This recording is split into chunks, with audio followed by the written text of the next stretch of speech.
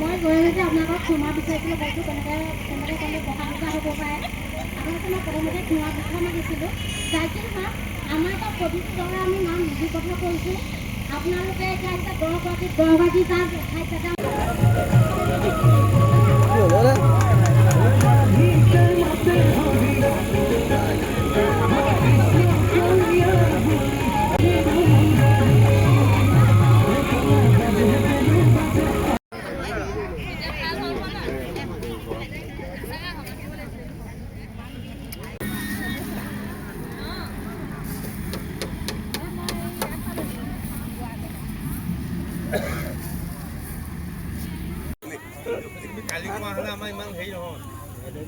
কিবা এটা কৰিব পাৰিলো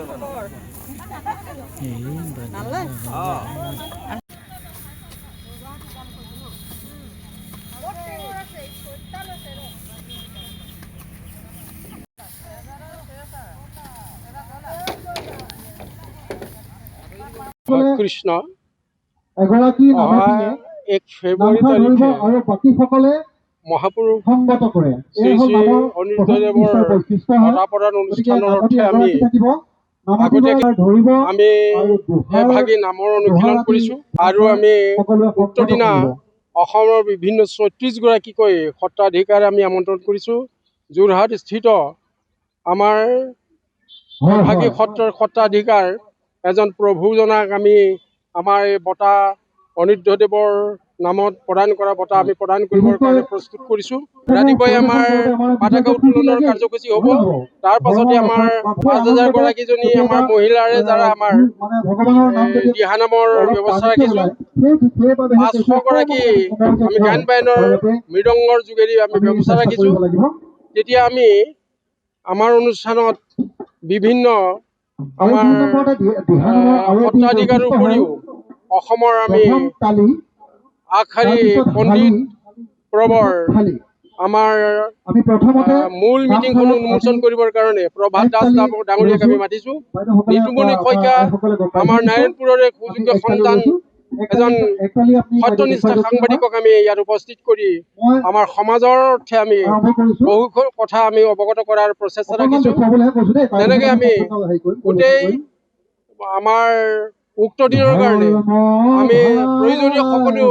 ব্যৱস্থা পেণ্ডেলৰ ইতিমধ্যে হৈ উঠিছে সেইমতে আমি গোটেই দিনটো যাতে ঈশ্বৰে আমাক মংগলে পাৰ কৰায় তাৰ কাৰণে আমি সবাৰে ওচৰত আমি সেৱা নিবেদন কৰি নমস্কাৰ প্ৰস্তুতি চিন্তা চৰ্চাটো খুব দীঘলীয়াকৈ কৰা হৈছে আৰু ইতিপূৰ্বে এই কাৰ্যসূচী সফল ৰূপায়ণৰ বাবে 10খন উপসমিতি গঠন কৰিছে আৰু প্ৰত্যেকখন উপসমিতিয়ে খুব আন্তৰিকতাৰে নিজৰ দায়িত্বসমূহ পালন কৰিছে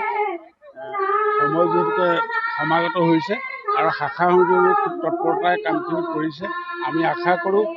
মহাপুৰুষজনাৰ এই বঁটা বিতৰণী কাৰ্যসূচীভাগ লগতে আয়োজন কৰা বিশাল ধৰ্মীয় সভাখন প্ৰভু ভগৱন্তই সাফল্যমণ্ডিত কৰক এই আশাৰে আমি কামখিনি আগুৱাবলৈ চেষ্টা কৰি আছোঁ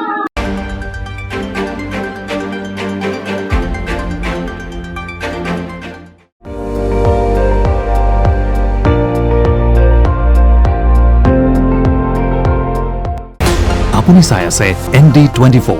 সৰ্বশ্ৰেষ্ঠ নহয় সৰ্বোত্তমৰ দৌৰত